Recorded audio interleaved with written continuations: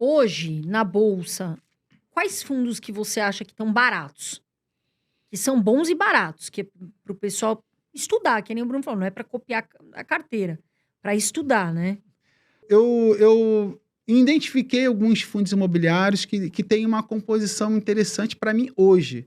Como é que vai estar daqui a 3 meses? Bom, isso é uma coisa que a gente vai avaliar novamente e vai tomar uma decisão. Pode ser que alguns saiam e alguns entram. Eu até fiz um print da minha carteira aqui para poder mostrar para Claro, vocês. fica à Ó. vontade.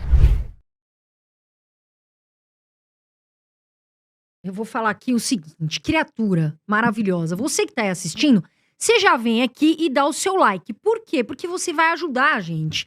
Então, como forma de agradecimento, turma, dá o like de verdade. Você tá assistindo, já vai lá, likezinho, pra deixar a gente feliz, pra gente continuar vindo aqui, tá certo? Agora, voltando a esse assunto, qual o setor que você mais gosta dentro do mundo dos fundos imobiliários? Bom, a mesma estratégia que eu utilizo para ações, eu utilizo para fundos imobiliários. Né? Eu costumo fazer seleções não considerando setores. É claro que alguns fundos imobiliários, né, tem ali o setor ali um pouquinho mais arriscado, como de recebíveis imobiliários. Né? Alguns fundos imobiliários caíram muito recentemente, mas eu não dou prioridade a esse tipo de métrica para poder escolher fundos imobiliários. Eu escolho de forma olhando para o P sobre VP, patrimônio líquido, liquidez de fundo imobiliário, potencial de valorização, e aí depois eu tomo uma decisão. Mas para o iniciante, né, e que principalmente não tem uma carteira com bastante diversificação, vamos imaginar um cenário em que o investidor iniciante está comprando fundos imobiliários agora pela primeira vez, que é a porta de entrada dele no mundo dos investimentos.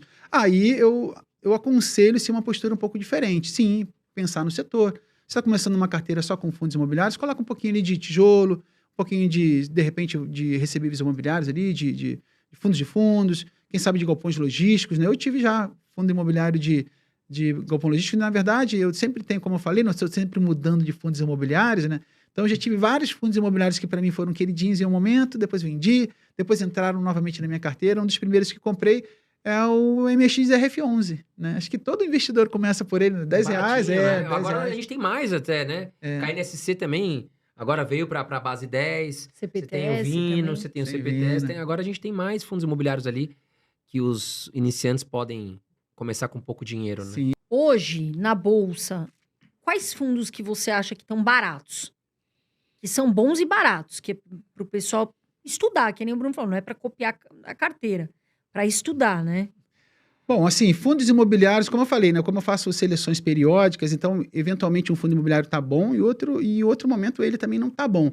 Então, para que as pessoas assim tenham bastante cuidado em relação a isso, não tirar uma fotografia do momento e considerar de que isso vai se manter, o próprio MXRF11 que a gente falou agora há pouco, ele já teve muito barato, principalmente quando ocorreu aquela confusão na CVM lá, no entendimento Sim, de caiu distribuição, bastante. caiu bastante, poxa, estava barato. E eu você, mas você falou que o MXRF11 estava barato? Tá, mas agora já não está mais, né? Então, o P sobre VP está bem acima. Então, hoje eu fiz algumas É um seleções. organismo vivo, a Bolsa de Valores, né? Exatamente. Ela tem vida todo dia útil, então Sim. as coisas mudam, né, Bruno? Exatamente. Então, assim, eu identifiquei alguns fundos imobiliários que têm uma composição interessante para mim hoje.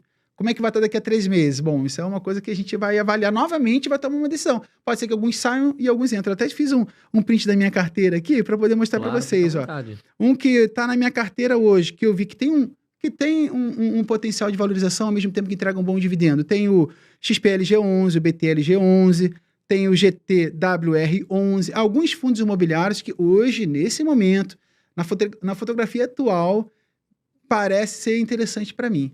Como é que eles vão estar? Vou continuar acompanhando. Essa avaliação eu costumo fazer de 3 em 3 meses, alguma coisa assim, né?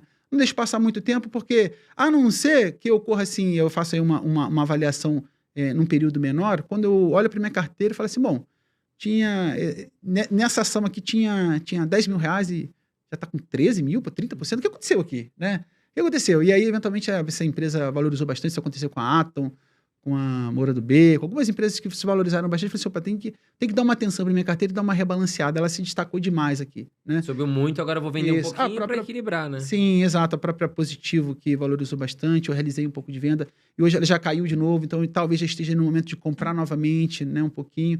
Não é uma recomendação, né? A gente não tem papel aqui de recomendar, mas é um pouquinho da minha estratégia de investimento, né? Que olha, tira assim uma fotografia atual, fala assim, essas aqui são legais, estão interessantes. Elas vão continuar interessantes amanhã, e tanto para ações quanto fundos imobiliários. Vamos ver, tomara que sim. E esse tipo de atitude, o comportamento, não necessariamente indica de que eu não sou um investidor de longo prazo, de forma nenhuma. Eu queria, na verdade, ter uma empresa que sempre sobe na minha carteira, está sempre desempenhando muito bem, e eu olho para ela e falo assim, poxa, continua cheia de qualidade e ainda continua num preço barato. Vou continuar comprando, é o melhor dos mundos, né? Mas nem sempre isso acontece. Então, existe um momento ali de realização de lucro e, eventualmente, o momento em que, que você percebe que aquela empresa valorizou tanto e que já não faz sentido. E seria bom se as pessoas fizessem esse tipo de avaliação e não se contagiassem emocionalmente com uma empresa, porque muitas pessoas poderiam ter vendido Magazine Luiza há muito tempo, né? Não ter, então, Sim, super alta. super alta. Eu tive algumas oportunidades de fazer isso, identificar isso, justamente por esse salto. Eu fiz isso com a Atom, fiz isso também com a Lopes Brasil. Até publiquei um vídeo no canal, fiz um vídeo assim, a melhor empresa da minha carteira, vou vender. Não faz sentido nenhum, é contra-intuitivo, né? Porque a melhor empresa da tua carteira tu vai vender. Pode ocorrer de uma empresa que valorizou bastante ir para as estrelas e continuar subindo bastante?